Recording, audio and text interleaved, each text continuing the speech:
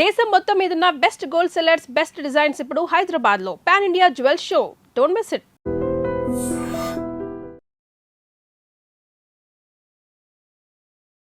నమస్కారం, welcome to I dream. ధర్మ మార్గం విత్ విజిత కార్యక్రమానికి స్వాగతం.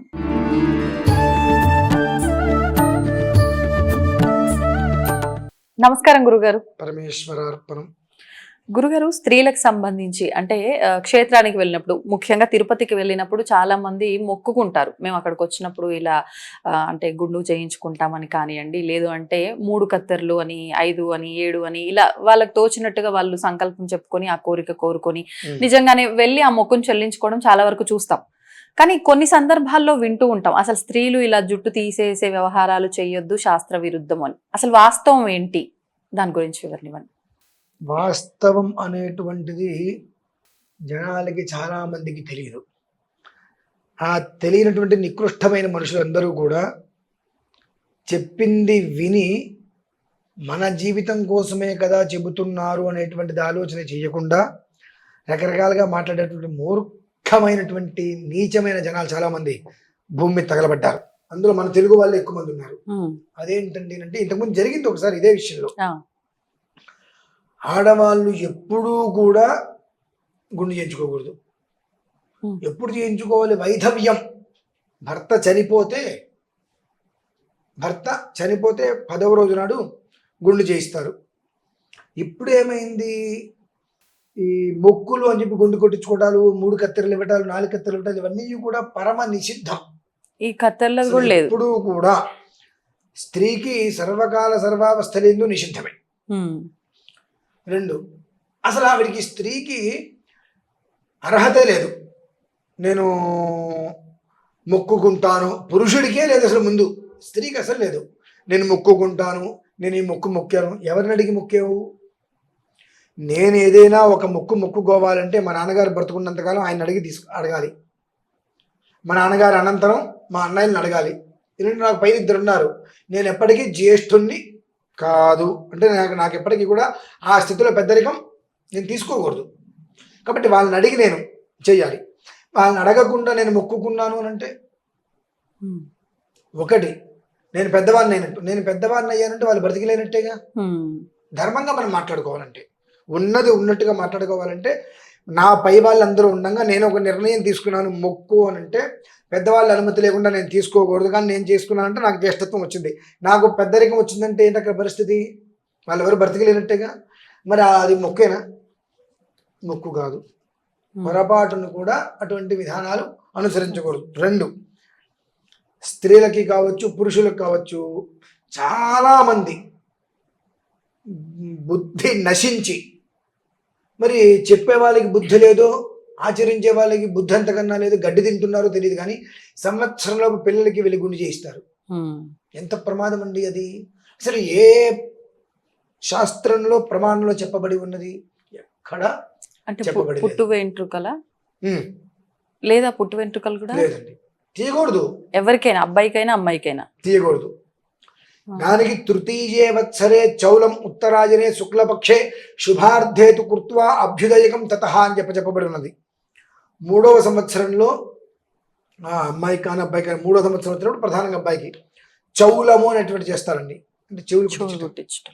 ఆ సమయంలోనే కేశవపనం చేయాలి మొదటిసారి. అది కూడా దానికి ఒక ప్రక్రియ ఉంది, ఎలా పడితే అలా చేయకూడదు. దానికి ఒక ప్రక్రియ ఉంది. ఆ ప్రక్రియని చేసి తద్వారా అక్కడ ఒక వపన సంస్కారం అనేటువంటిది ఆ 3వ సంవత్సరంలో ఉంటుంది. మరి ఈ సంవత్సరంలో పిల్లలు వేసేసి అలా పట్టేసుకొని పిల్లలు అది ఏడుస్తుంటే పిల్లలు పాపం ఇలా గుండు పట్టేసుకొని నుంచి దాని చుట్టూ గంధం రాసేసి, నా పిల్లలకి సంవత్సరంలో పిల్లలు మేము గుండు కొట్టించేవాళ్ళు తిరుపతిలో. స్వామివారు ఎంత మదన పడుతూ ఉంటారు. వీళ్ళ మొహాలు మండ, వీళ్ళకి చెప్తే వినరు, అర్థం చేసుకోరు, తెలీదు. ఇలా వచ్చి పురుడు అంటే దాన్ని ఏమంటారండి? మైలే కదా. ఆ జుట్టుని తీసుకొచ్చి అక్కడ ఇస్తున్నారు. తీసుకొచ్చి ఇంతకు మించి ఇంకొంతమంది ఉన్నారు దుర్మార్గమైన ఆలోచన మనుషులు. తిట్టకూడదు కానండి, తిడితే కానీ అర్థం కాదు అని చెప్పి. నాకు వాళ్ళ మీద కోపమే ఉంది. షాన్మాసాత్ ఊర్ధ్వం, అమ్మాయికి 7 నెలలు వచ్చిన మొదలు డెలివరీ అయ్యేంత వరకు కూడా మగవాడు షేవింగ్ చేసుకోకూడదు, జుట్టు పెంచుకోవాలి. మా ఇళ్ళల్లో ఏం చేస్తారంటే 6వ నెల చివరిలో మొత్తం గుండు కొట్టి చేసుకుంటారు. మళ్ళీ 11వ రోజు పుణ్యాహవచనం బారసాల అన్నప్పుడు ఆ ముందు రోజు మొత్తం అంతా శుద్ధి రోజు నాడు క్షవరం చేయించుకుంటారు. కొంతమంది దీన్ని కూడా 2 నెలలు 3 నెలలు 5 నెలలు 6 నెలలు పెంచుకొని తిరుపతిలో ఇస్తారండి అంటారు. ఎంత కర్మ అండేది, ఎంత దోషం. జాతా శౌచం, అశౌచము అంటే అవన్నీ వెంట్రుకల్ని పట్టుకొని ఉంటాయి కాబట్టి వెంట్రుకలు తీసేయమంటారు. నీకు ఆ అధికారం ఉన్న వాళ్ళకి అధికారం లేని వాళ్ళకి ఒక డిఫరెంట్ ఉంది. నీకు అధికారం ఉంది, నువ్వు ఎందుకు తీసుకోలేకపోతున్నావు? ఆ అశౌచం కలిగినటువంటి కేశాలను అలానే పెట్టుకొని నువ్వు పేరు పెట్టుకున్నావు, అన్నప్రాసం చేస్తున్నావు, అన్నీ చేస్తున్నావు. నీకు ఏనాడో కుదురు రోజునాడు అందరినీ తీసుకెళ్ళి అక్కడ నువ్వు ఇంత గడ్డ పెంచేసుకొని నేను మొక్కు అనుకుంటూ ఇస్తున్నావు గొప్పగా. ఎంత మహాపాపం. ఇవన్నీ చెప్పిన మనుషులు అర్థం చేసుకోరండి. పురుషులు స్త్రీలు అనే విషయం పక్కన పెట్టట, స్త్రీకి అసలు అర్హత లేదు ఏమాత్రము కూడా. స్త్రీకి ఎప్పుడు ఉన్నది అనంటే భర్త అనంతరం 10వ రోజు నాడు మేరు మందర తుల్యాని పాపాని వివిధాని చ కేశాను ఆశ్రిత్య తిష్టంతి తస్మాత్ కేశ, కొన్ని సంకల్ప మంత్రాలు ఉంటే అవన్నీ చేసుకొని ఆత్మశుద్ధిం కామోవా పితృణాం అనుకుంటూ కొన్ని సంకల్పాలతో స్త్రీకి ఆ రోజు నాడే ఉంటుంది. అంటే ఒక్కసారి స్త్రీకి గుండు చేయించారు, వపనం చేయించారంటే మళ్ళీ ఆమె నెత్తి మీద వెంటనే ఉండకూడదు. భర్త వెళ్ళిపోయాడు, భర్త లేదు అంటే ఆమెకి ఎప్పుడూ కూడా ఆవిడ బ్రతుకున్నంతకాలము కూడా ఎప్పుడు నెలకు 15 రోజులకు 20 రోజులకు 2 నెలలకు వపనం అనేటువంటి చేయించుకుంటూ ఉండాలి. అంటే ఒక్కసారి స్త్రీకి వపనం, అది కూడా భర్త గతించిన తర్వాతే. కానీ ఇవాళ వెళ్ళి చాలామంది గుండు కొట్టి చేసుకొస్తుంటే ఏమనుకోవాలి చెప్పండి?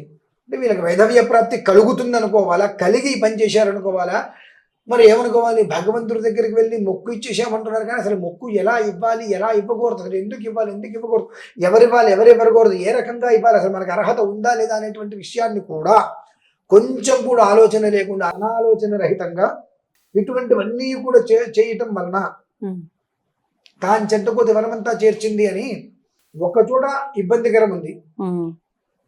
అంటే ఇక్కడ ముట్టుకుంటే కరెంట్ షాక్ కొడుతుంది, వాడిని ముట్టుకున్నా కరెంట్ షాక్ కొడుతుంది. అలా ఆ పాపం పాపం తలా పిడికడు అని చెప్పి నీ నెత్తి మీద ఉండేటువంటి పాపాన్ని ఈ పిల్లలు పుట్టినప్పుడు 11వ రోజును, ఇంకో రోజును, లేదంటే పిల్లలకి సంవత్సరం లోపును ఇవన్నీ తీసుకెళ్ళి అక్కడ తీసేస్తున్నావు కదా. దాని యొక్క ప్రభావం ఏ స్థాయిలో నువ్వు పాపాన్ని మూటగట్టుకుంటావు అనే విషయం ఒక్కసారి నువ్వు ఆలోచించుకోవాలి. ధర్మం ఏం చెప్పింది? నువ్వు శాస్త్ర ప్రమాణం చూసావా? స్త్రీకి కేశవపనం ఉందా లేదా నువ్వు గమనించావా? నేను మొక్కేసుకున్నా, ఎవరిని అడిగి మొక్కుకున్నావు? నీకు అర్హత ఎక్కడిది? నీకు భర్త బ్రతికే ఉన్నాడు కదా, భర్త బ్రతుకున్నప్పుడు నువ్వు ఎలా మొక్కుకున్నావు? నువ్వు మొక్కుకోవాలి ఏదైనా అంటే నువ్వు అడగడం కాదు, తన భర్త చెప్పాలి. నీకు ఏదైనా ఒకవేళ గురువారమును శుక్రవారము నేను ఇలా ఉందామనుకుంటున్నాను, కొంతమంది గురువారం రాత్రిపూట భోజనం చేయరు, ఇలా ఏదైనా ఉందామని అనుకుంటే సరే నీ ఇష్టం ఏదో ఒక రోజు ఉండు అని నువ్వు అడగకుండా నీ భర్త నీకు చెప్పాలి. లేదా నువ్వు అడిగినప్పుడు ఆయన వదిలేసిన ఏదో ఒక రోజు ఆయన నీ ఇష్టం, నువ్వు పలానా రోజు ఉంటే ఉండు అని చెబితే అది నీకు ఉపయుక్తం. కానీ నీకే నువ్వు ఒక నిర్ణయం తీసేసుకుంటే నిర్ణయం నువ్వు ఎప్పుడు తీసుకోవాలి? నువ్వు పెద్దరికం నీకు వచ్చినప్పుడు నిర్ణయం తీసుకోగలగాలి. ఆ నిర్ణయం పెద్దరికం నీకు లేకుండా నువ్వు నిర్ణయం తీసుకున్నావంటే నీ భర్త ఉన్నాడా లేడా? ఇవి కొన్ని ఉంటాయండి. ఇటువంటివి దృష్టిలో ఉంచుకోకుండా ఇష్టానుసారం నేను మొక్కేసుకున్నాను, నేను ముక్కు తీర్చేసుకున్నానంటే దాని యొక్క ప్రభావం అనువంశంగా నువ్వు అనుభవించవలసినదే. దానివల్ల ఇసుకరైనంత పుణ్యం కూడా లేదండి. ఏ పాపమా పుష్కలంగా వస్తుంది. ఎందువల్లంటే అక్కడ నువ్వేమిస్తున్నావు?